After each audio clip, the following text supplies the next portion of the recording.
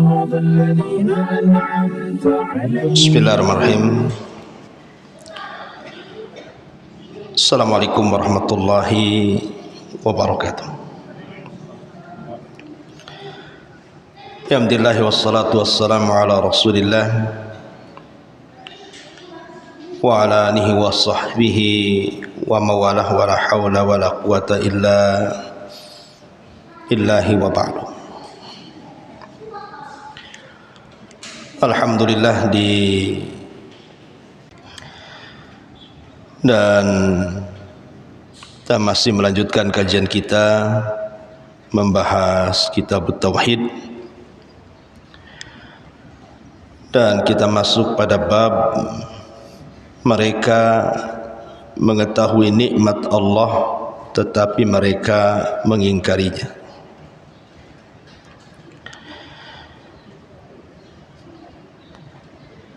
Di sini muallif rahimahullahu taala mencantumkan beberapa dalil dalam bab ini. Di antaranya adalah firman Allah Subhanahu wa taala surah An-Nahl ayat 83, ya'rifuna ni'matallahi thumma yunkirunaha wa aktsaruhumul kafirun. Mereka mengetahui nikmat Allah, kemudian mereka mengingkarinya, dan kebanyakan mereka adalah orang-orang yang ingkar kepada Allah. Al-Imam Mujahid, seorang ahli tafsir, mengatakan ketika memberikan catatan kepada ayat ini, huwa qaulur rajuli hadza mali waristuhu an abai. Maksudnya adalah perkataan seseorang, ini adalah harta kekayaan yang aku warisi dari nenek moyangku. Kemudian Aun ibn Abdillah juga mentafsirkan dengan perkataannya, yaquluna laula fulan lam yakun kadza. Kalau bukan karena si fulan, tentu tidak akan menjadi seperti ini. Kemudian Ibnu Qutaibah juga berkata, hadza bi syafaati alihatina. Nikmat ini dikarenakan syafaat dari Tuhan-Tuhan kami atau berhala-berhala kami. Taib. Dalam bab ini mu'allif rahimahullahu ta'ala ingin menjelaskan kepada kita tentang pentingnya mensyukuri nikmat Allah subhanahu wa ta'ala. Jangan sampai kita mensyarikatkan Allah dengan yang lainnya, dengan menasabkan nikmat itu kepada selain Allah sehingga terjerumus kepada kesyirikan dan kekufuran. Ma'asyiral muslimat yang dimuliakan Allah subhanahu wa ta'ala, semua nikmat yang datang dari Allah itu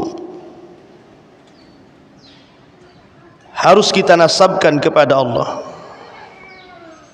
Karena Allah mengatakan dalam Al-Quran, wa ma bikum min ni'matin faminallah. Tidak ada satupun nikmat yang datang kepada kalian kecuali nikmat itu datang dari Allah. Dan nikmat yang Allah subhanahu wa ta'ala anugerahkan kepada kita ini tidak terhitung jumlahnya. Allah subhanahu wa ta'ala berfirman, wa in ta'uddu ni'matallahi la tuhsuha. Kalau anda hendak menghitung berapa jumlah nikmat Allah, niscaya kalian tidak mampu untuk menghitungnya. Kalau seandainya sekarang kita lihat ada alat-alat canggih untuk menghitung sampai jutaan bahkan miliaran dengan alat tertentu, komputer dan yang semacamnya, boleh jadi mungkin alat-alat tersebut sudah rusak sementara nikmat Allah belum terhitung, saking banyaknya. Dan itu semua datang dari Allah subhanahu wa ta'ala. Saya akan bercerita satu kisah yang dicantumkan dalam kitab Riyadhus Shalihin karya besar Al-Imam An-Nawawi rahimahullahu ta'ala. Dahulu di zaman Bani Israel kalau tidak salah, ada 3 orang yang Allah subhanahu wa ta'ala uji dengan berbagai macam penyakit. Yang satu kulitnya penuh dengan penyakit dan menjijikkan penyakitnya, sehingga tidak ada orang yang bisa mendekatinya karena saking jijiknya. Yang satu pula terkena penyakit kepalanya, botak kepalanya, kemudian dipenuhi dengan borok-borok sehingga orang pun tidak mau mendekatinya. Kemudian yang ketiga orangnya buta, tidak bisa melihat. Kemudian Allah subhanahu wa ta'ala hendak menguji 3 orang ini. Diutuslah malaikat, kemudian datang kepada orang yang penuh dengan penyakit di badannya. Kemudian malaikat ini mengatakan dalam bentuk manusia, kira-kira kalau seandainya engkau berkehendak, mau minta apa sama Allah subhanahu wa ta'ala? Maka orang ini mengatakan, demi Allah, kalau seandainya Allah berkenan, maka aku hanya ingin Allah menyembuhkan seluruh penyakit kulitku, dan Allah berikan kulit yang indah sehingga manusia tidak menjauhiku lagi. Akhirnya malaikat pun mengusap kulitnya, tiba-tiba sembuh.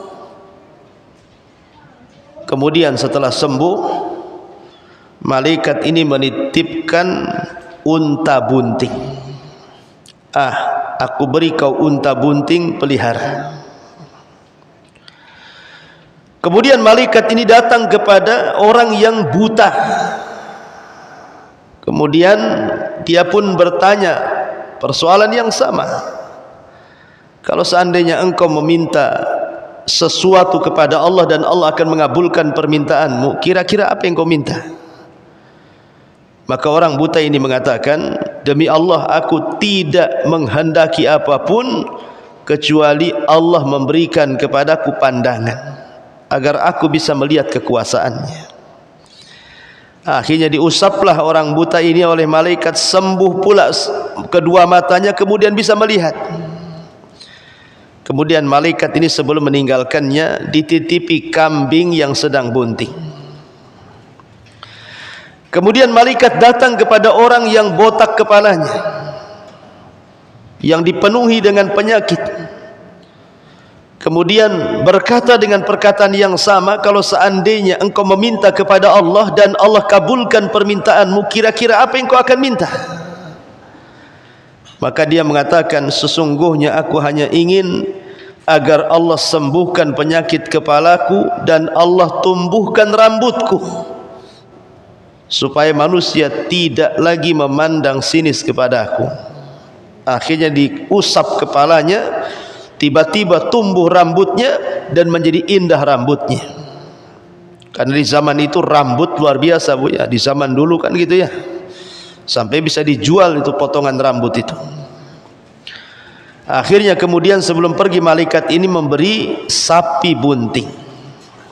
Kemudian hilang malaikat ini, tidak pernah menemui orang-orang ini lagi. Akhirnya kemudian yang pertama yang diberikan unta bunting, untanya melahirkan, rupanya melahirkan 2 unta sepasang.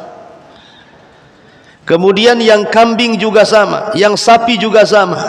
Kemudian dengan berjalannya waktu, dari 2 yang kembar ataupun yang sepasang anaknya ini kemudian lahir lagi sampai akhirnya untanya memenuhi lembah, sapinya memenuhi lembah, dan kambingnya memenuhi lembah. Kaya raya. Karena kan kekayaan itu kan tergantung ibu di mana, Bu ya. Kalau ibu di desa, kekayaan itu biasanya dilihat dari kebun ataupun sawah. Kalau kebunnya hektaran, sawahnya hektaran, wah kaya tuh Bu di kampung tuh. atau ternaknya banyak, itu sudah kaya. Tapi kalau di kota kan tidak mungkin, Bu, ya. Kekayaannya dilihat mungkin kos-kosannya banyak gitu ya, punya perusahaan, uang di ATM-nya gendut, itu kalau di kota. Jadi kekayaan itu dilihat di mana dia tinggal. Lah kebetulan di zaman itu kekayaan dilihat dari banyaknya ternak. Sudah kaya raya, maka Allah Subhanahu wa taala hendak menguji nih 3 orang ini. Diutus malaikat lagi, kemudian datang kepada orang yang pertama, tapi dalam bentuk seperti orang itu terkena penyakit dulu. Jadi malaikat ini menjelma sebagaimana manusia yang terkena penyakit kulit, maksudnya diingatkan kalau dia itu pernah seperti dia. Kemudian Allah berikan nikmat, bersyukur enggak gitu ya. Jadi malaikat ini yang pura-pura sakit kulit datang kepada orang yang dulunya terkena penyakit kulit kemudian sembuh, sekarang sudah kaya. Dia mengatakan, sesungguhnya aku orang susah, orang miskin. Bisa enggak engkau berikan 1 untamu kepadaku? Tiba-tiba kemudian orang ini dengan sombongnya mengatakan, enak saja, ini unta adalah warisan dari moyangku. Hadza mali waristuhu an abai, katanya. Ini adalah harta kekayaan yang aku warisi dari nenek moyangku. Enak saja kau datang meminta zakat, katanya.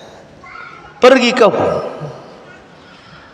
Kemudian malaikat ini mengatakan, seandainya kau dusta bahwa harta itu adalah harta dari warisan bapakmu, bukan harta yang Allah berikan kepadamu, maka Allah akan kembalikan kepada kondisimu semula, katanya. Akhirnya malaikat ini pergi. Rupanya betul, selang beberapa waktu tiba-tiba kemudian orang ini kembali sakit kulitnya, kambuh, kemudian untanya 1 persatu habis, akhirnya miskin lagi. Kemudian malaikat ini datang kepada orang yang dulunya botak kepalanya, dalam bentuk botak kepala, penuh dengan penyakit, sama juga minta sedekah dan zakat.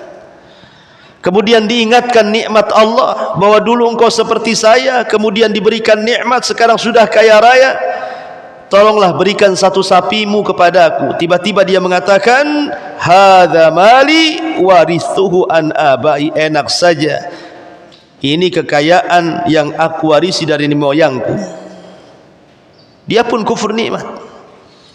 Kemudian malaikat pun meninggalkannya dan mengatakan, kalau engkau berdusta, maka Allah akan kembalikan ke keadaan semula. Ternyata betul, malaikat pergi. Setelah beberapa waktu kepalanya mulai rontok, kemudian botak lagi, penuh dengan penyakit, kemudian semua sapinya dimusnahkan sehingga menjadi fakir, miskin dan penuh dengan penyakit di kepalanya, persis seperti semula. Kemudian malaikat datang ke yang ketiga, yang tadinya buta kemudian melihat. Malaikat ini dalam bentuk orang buta. Rupanya yang buta ini pekah, dia teringat di waktu butanya, sehingga ketika malaikat yang berbentuk orang buta ini meminta zakat, dia mengatakan, sesungguhnya dengan aku tidak buta mampu melihat dunia dan kekuasaan Allah, ini sudah cukup. Kalau engkau ingin kambing, ambil kambingku 1 lembah itu, katanya. Syukur dia. Dan Allah mengatakan, la in syakartum la azidannakum, kalau kalian syukur, ku tambah nikmatku kepada kalian. Akhirnya malaikat ini ngaku bahwa aku adalah malaikat yang Allah utus untuk mengujimu, dan engkau lulus dari ujian Allah Subhanahu wa ta'ala, sehingga engkau tidak akan buta kembali dan kekayaanmu akan terus bertambah dan bertambah.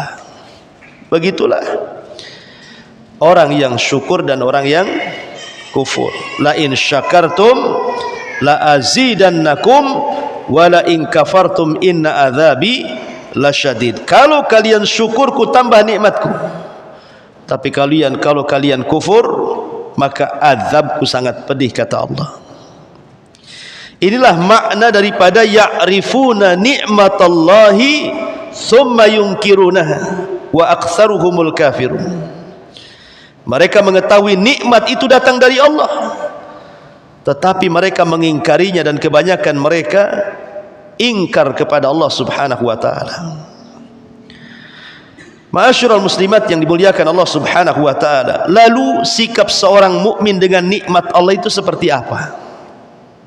Kalau seandainya ibu mendapatkan nikmat itu, kira-kira apa yang harus ibu lakukan supaya nikmat itu jangan dicabut dan nikmat itu akan tetap langgeng kepada ibu, bahkan ditambah? Yang pertama, Bu, al-i'tirafu bil qalbi. Akui bahwa nikmat itu datang dari Allah. Ibu harus mengakui nikmat itu harus dinasabkan kepada Allah. Jangan seperti Qarun, Bu. Qarun ketika datang petugas zakat dari Nabi Musa hendak mengambil zakatnya, apa kata Qarun? Innama utitu min ilmin indi. Enak saja kau datang, katanya. Ini aku kaya bukan sebab doanya Nabi Musa. Ini karena kecerdasanku, karena aku punya pengetahuan yang tidak dimiliki Musa, katanya. Kufur Qarun. Dia tidak menasabkan nikmat kepada Allah, tetapi dinasabkan kepada dirinya. Maka tidak boleh menasabkan nikmat itu kepada diri kita. Semua nikmat datang dari Allah.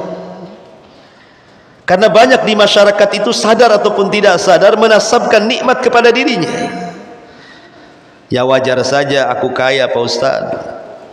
Saya kan sekolah tinggi, S1, S2, doktor, profesor. Masa profesor miskin, katanya. Itu ya. Seolah-olah kayanya itu karena profesornya. Ya wajar saja, Ustaz. Saya kan tipe orang yang tidak pemalas. Saya rajin kerja. Pagi belum lagi ayam bangun, saya dah bangun, katanya. Malam ayam belum tidur, katanya kan. Saya juga belum tidur.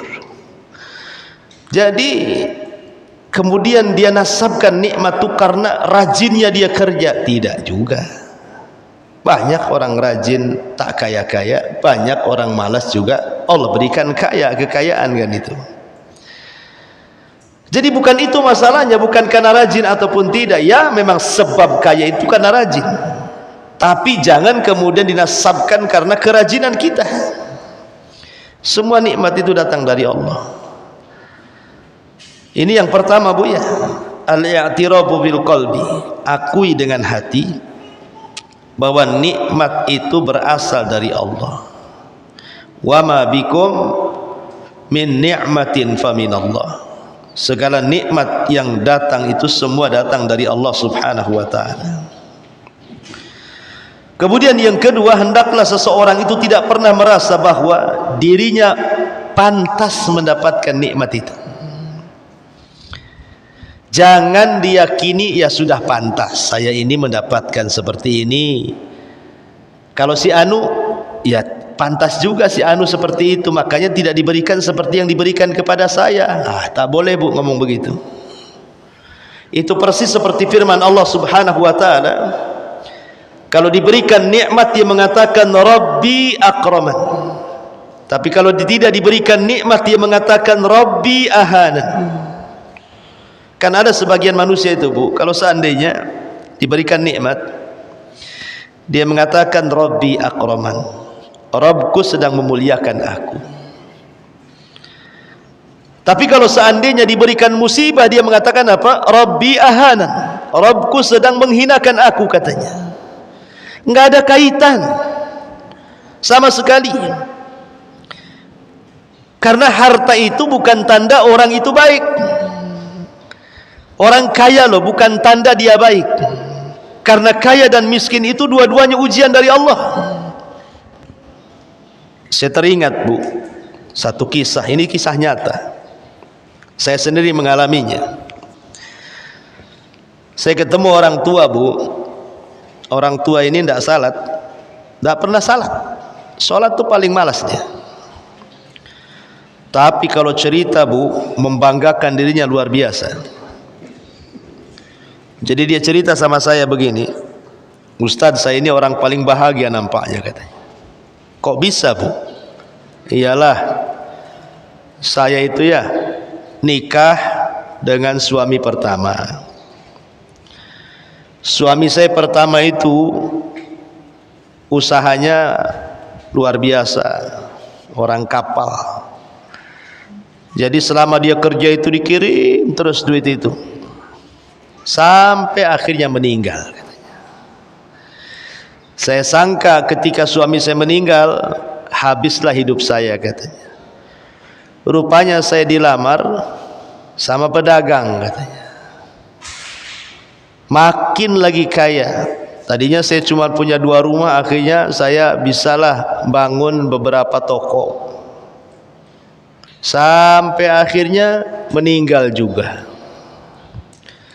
Terus suami ketiga, Bu, dapat lagi suami ketiga, PNS, orang pengadilan, katanya. Kemudian 2 tahun pensiun, mati, katanya. Uang pensiunnya saya yang ngambil, katanya. Sebayangkan. Jadi orang ini ngomong begini, coba, Allah itu sayang sama saya, Ustaz. 3 suami saya itu tidak nyusahin saya, katanya. Semua ngasih kekayaan sama saya. Coba, kalau Allah nggak sayang itu apa namanya, katanya. Nggak sholat ya, Bu. Dikira yang seperti itu bentuk sayang Allah kepada dia. Salah, Bu. Ya, Allah itu memberikan harta kepada yang dicintai dan kepada yang tidak dicintai. Qarun kurang apa kayanya? Apakah Allah cinta dengan Qarun? Tidak. Buktinya Allah tenggelamkan Qarun ke dasar bumi. Fir'aun kurang apa Fir'aun itu kayanya? Orang nomor 1 di Mesir. Apakah Allah cinta dengan Fir'aun karena kekayaannya? Tidak juga. Buktinya Allah tenggelamkan tuh si Fir'aun itu. Namrud kurang apa kayanya Namrud? Separuh dunia lebih dikuasai dia. Apakah kemudian Allah sayang dengan Namrud? Tidak juga. Allah sarangkan nyamuk di kepalanya 40 tahun. Akhirnya tiap hari kepalanya ditepuk-tepuk sama sandal, akhirnya mati. Mati dengan nyamuk. Siapa lagi? Al-Walid di zaman Rasul. Al-Walid ibn Mughirah, kekayaannya terbentang dari Mekah sampai ke Taif.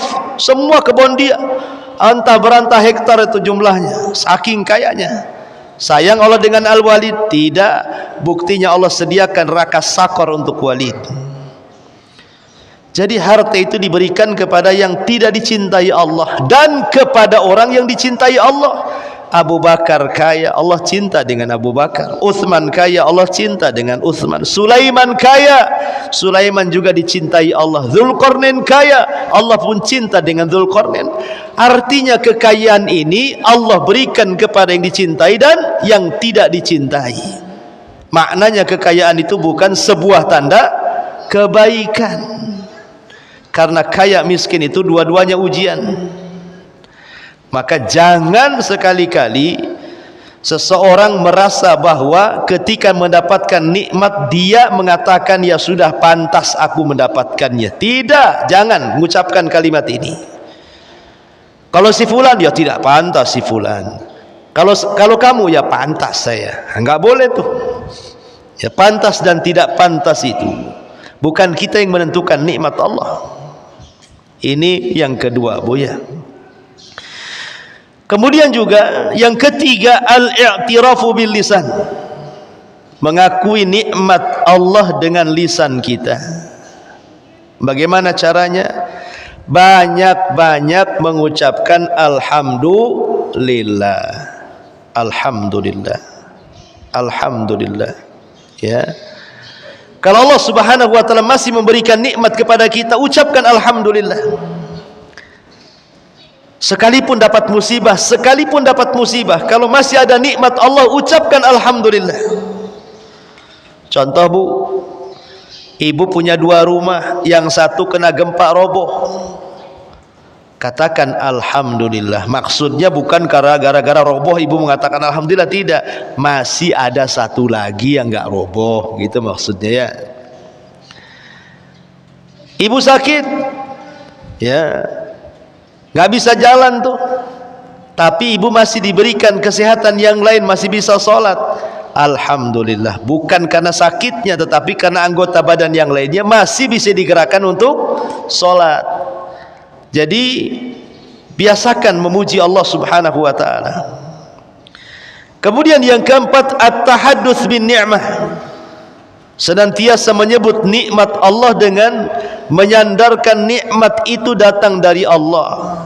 Seperti yang dikatakan oleh siapa? Nabi Allah Sulaiman. Hadza min fadli rabbi liyabluwani aashkuru am akfur, kata Sulaiman itu. Ini adalah karunia dari Rabbku untuk menguji diriku, apakah aku bersyukur ataukah aku kufur. Tahadus bin nikmah enggak apa-apa. Seperti ibu pakai sandal baru, pakai tas baru, pakai baju baru, pakai mobil baru walaupun second, ya kan. Pokoknya serba baru lah bu ya. Hanya untuk tahadus bin nikmah bu. Nggak apa-apa. Apakah itu termasuk sombong? Tidak. Sombong itu kalau ibu punya sandal merendahkan sandal orang, nah, itu baru sombong. Tapi kalau ibu pakai sandal baru saja, tidak hendak ria, tidak hendak meremehkan orang, tidak masalah. Ibu pakai tas baru, pakai baju baru, ya memang hanya tahadus bin nikmah saja, menampakkan nikmat Allah, bukan untuk merendahkan orang, bukan untuk pamer-pameran kepada orang, bukan. Tahadus bin nikmah saja. Saya punya uang, ya sudahlah saya belikan, ya kan, tidak ada masalah.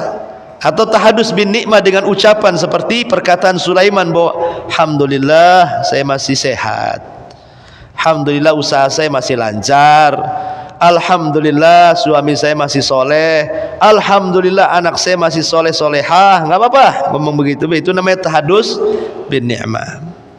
Kemudian yang selanjutnya al-i'tiraf bil amal, mengakui dengan amalan kita. Jangan kita belanjakan nikmat yang Allah anugerahkan kepada kita dengan bermaksiat. Itu maksudnya al-i'tiraf bil amal itu.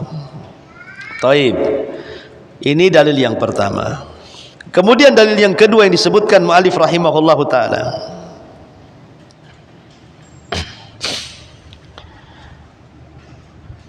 Berkata Abul Abbas, maksudnya Syekhul Islam Ibn Taimiyah rahimahullahu ta'ala,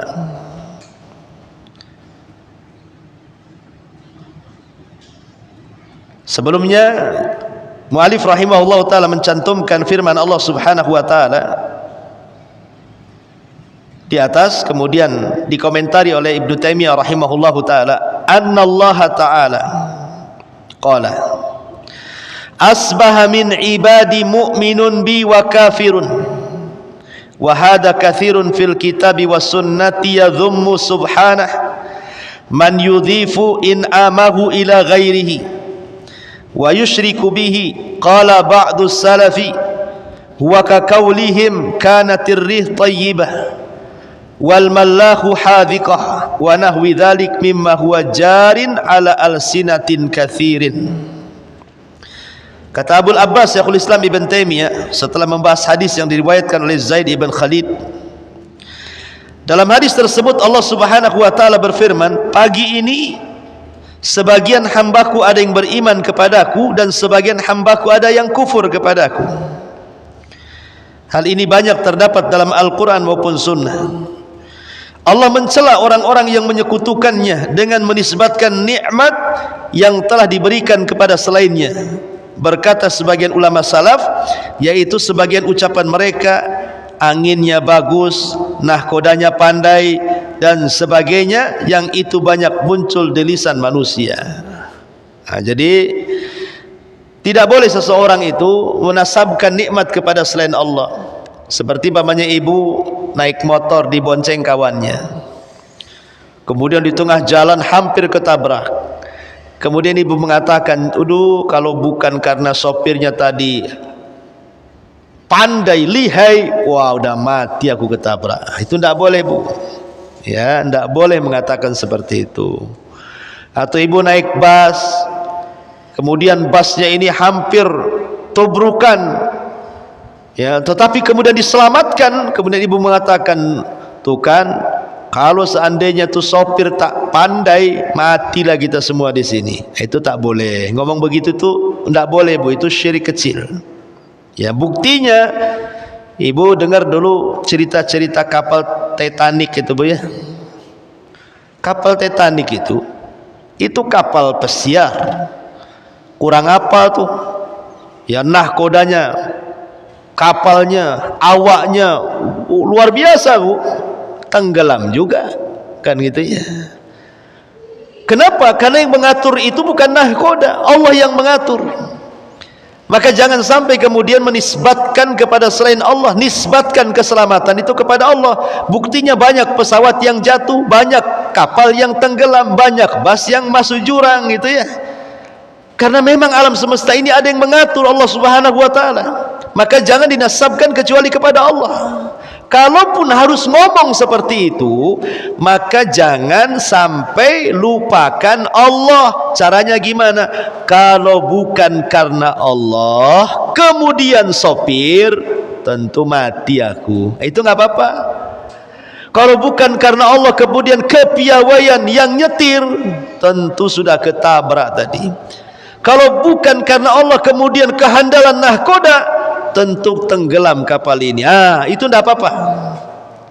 Disinilah yang benar kalimatnya. Jangan lupa kalau karena Allah itu jangan sampai lupa dalam lisan kita. Kalau bukan karena Allah, kemudian anjing sebelah yang menggonggong, habislah rumah itu kecurian, gitu ya. Kalau bukan karena Allah, kemudian kamu yang ngasih modal, jadilah gembel aku di lampu merah. Nggak apa-apa ya, Allah itu jangan sampai dilupakan. Itu kalimat yang benar. Sebab kalau tidak, maka bisa terjerumus kepada kesyirikan. Walaupun syirik kecil, tetapi kan syirik kecil itu bahaya, lebih bahaya dibandingkan dosa besar. Wallahu a'lam bishawab. Ini yang bisa saya sampaikan ya, karena kondisi juga kurang lagi serak, Bu, ya, serak-serak basah jadinya, lagi pilek juga, jadi tidak bisa lama-lama ngomong. Mudah-mudahan ada manfaatnya. Ini saja yang bisa saya sampaikan, tidak ada tanya jawab. Subhanakallah bihamdika asyhadu an la ilaha illa anta astaghfiruka wa atubu ilaik. Allahu ta'ala alam. Assalamualaikum warahmatullahi wabarakatuh.